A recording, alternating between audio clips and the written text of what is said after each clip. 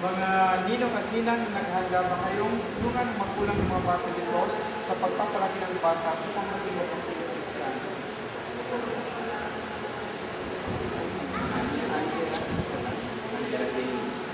Angela Denise, bilang inatawa ng sa Kristiyan, nagagalang kong pagkapili ng mga anak sa pamagpapalaki sa kanila. Bilang pagpapalaki.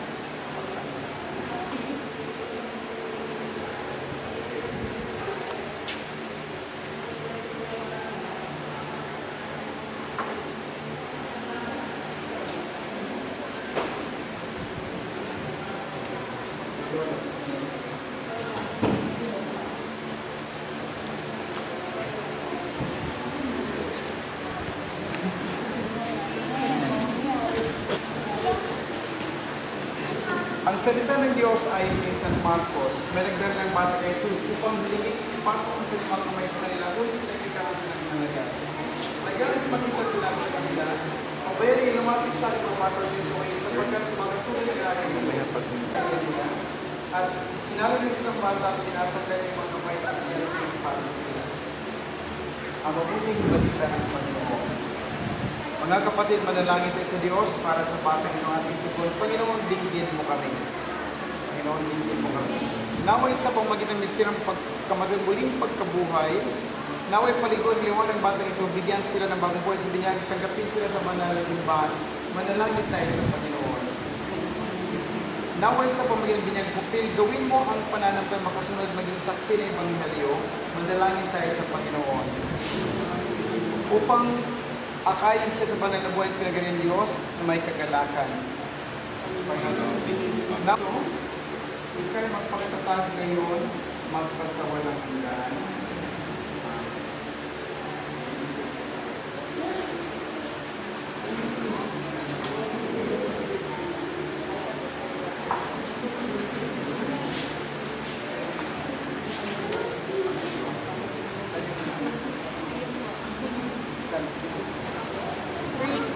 Bata na pagan, pagkatapos ng kanyang pagsilang na spiritual, ay magiging maganda sa paningin ng Diyos bilang ng Diyos. Kaya ang ating papasbasan ay yung tugon, kapuri-puri ka ngayon at kailanman. Ama namin maawain, pinabukal mo sa binyag yung buhay para sa mga umaanib sa bayanan. Kapuri-puri ka ngayon at kailanman. Ama namin paggaling at pinagkakaisa mong tumatanggap sa pagbibinyag ng tubig Espiritu Santo upang maging kapatid ni Jesucristo. Kapuri-puri ka ngayon at kailanman. Ama namin magpanginiligtas mo ang mga tumatanggap sa Espiritu ng iyong pag-ibig upang magkamit ng iyong kapayapaan. Kapuri-puri ka ngayon at kailanman. Ama namin pagmahinirang mo ang bibinyagan upang masayang ipahayag mabuting balita ni Kristo. Kapuri-puri ka ngayon at kailanman. Ama namin lumakha, halina po kayo basbasan ang tubig na gagamitin sa pabinyag at nakalaan para sa pagbibinyag ng hinirang, para sa muling pagsilap pananampay ng simbang naghahatid sa buhay na walang hanggan. Tinihiling namin sa pamamagitan ni Kristo nating Panginoon. Amen.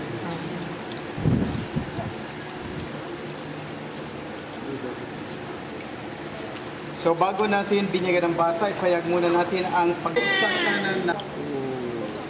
So Angela Denise, ikay binibigyan ko sa ngalan ng Ama, ng Anak, at ng Espiritu Santo. Amen.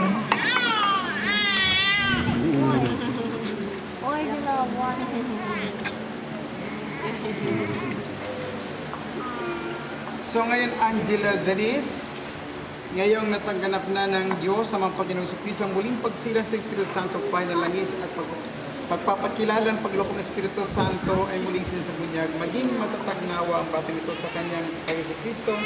At po sa ngayon, magpasawalang hanggan. Amen. Amen. Ang pagpapahid ng langis ay pagpapayag na ang bata ay isa ng pare. So kayong lahat ay pare. So there are two kinds of priesthood. Common priesthood para sa laity and ministerial priesthood para sa pare. Walang pwedeng mag-attend ng misa pag hindi pare. Kaya sa binyag ay pinamahagi sa atin ng Diyos ni Kristo ang pagkapare. Kaya pwede na siyang mag-attend ng misa. So pwedeng, kaya naman ang pagsus ng kanyang belo. Meron pa siyang belo o So Angela Denise ang damit na ito na pagbinyag ito ng pagsilang ni Kristo dakilang karangalan ng anak ng Diyos. Naway man rin wagas walang bay dumi sa kanyang karangalan. Ngayon magpasawalang hanggan. So pakisindi po ng inyong kandila. Asa mo yung sindi? Patayin mo na yung electric. Chef. So dito na tulong magulang ng kanyang naway mag-alab ito sa kanyang puso at diwa hanggang sa pagbabalik ni Kristo nating Panginoon. So bilang pasasalamat sa Diyos sa kanyang pagiging anak ng Diyos, madalangin tayo kayo pwede na tumawag sa Diyos na kanyang pwede magdasal. So kaya tayo mananalangin sa Ama namin, sumasalangin ka sa bali ng ngalan mo, mapasabi ang kaya mo sundilo, malupa ang pangalan. Diyan mo kang nagagalit sa araw-araw, patawarin mo kami sa iyong pagkakasala para ng pagpapatuloy. Maganda kasi pag may kandila, may effect pa.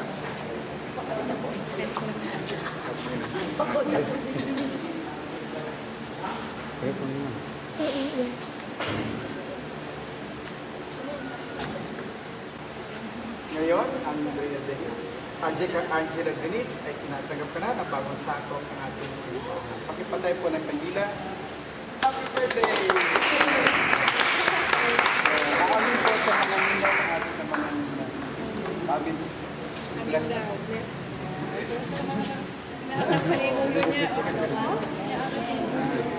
Ganyan pa amin yung amin ba? Amin ba? Pa-bless. Alam ko ka, malaki ng Pasko.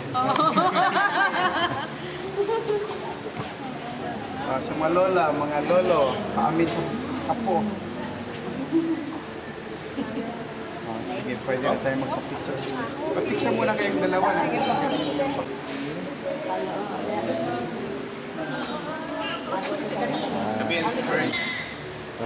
Ready? 1, 2, 3.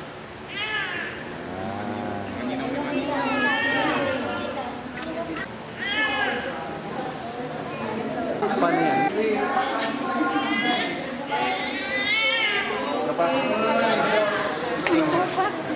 Sige, go press. 1,